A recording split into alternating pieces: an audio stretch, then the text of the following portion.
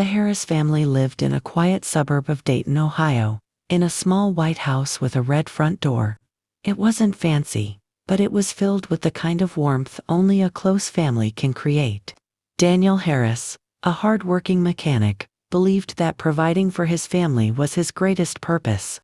His wife Emily, a school librarian, filled their home with books, soft music, and the smell of fresh cinnamon bread. Their 12-year-old daughter, Lily, was the heart of the house. She was cheerful, curious, and loved asking questions that made her parents laugh.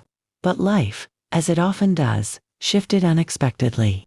One winter evening, Daniel came home later than usual.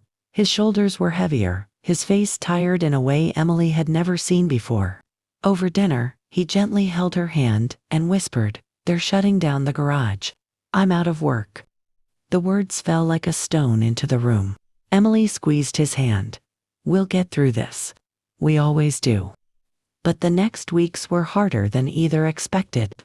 Bills piled up, and the house that once echoed with laughter felt quieter.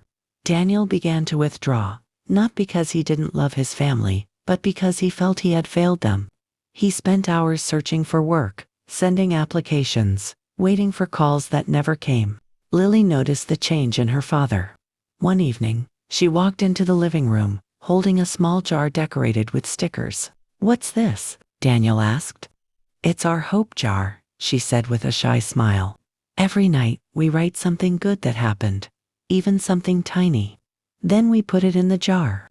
Daniel looked at her, surprised by the simplicity of her idea. "Does that help?" "It will," she whispered, "because it reminds us that good things still happen, even when we're sad." From that night on, the jar slowly filled. We ate dinner together. Mom read my favorite story. Dad fixed the heater himself. Small moments, but they kept the family connected. One snowy morning, after weeks of silence, Daniel received a phone call. A large auto shop nearby had seen his application. They wanted to meet him immediately. His hands trembled as he put on his coat. The interview went better than he had dared to hope. By the time he returned home, snowflakes clinging to his jacket, Emily and Lily were waiting anxiously by the window. As soon as he stepped inside, Daniel broke into a smile, the first genuine one in months. "I got the job," he said, his voice breaking. Emily rushed into his arms, tears falling freely.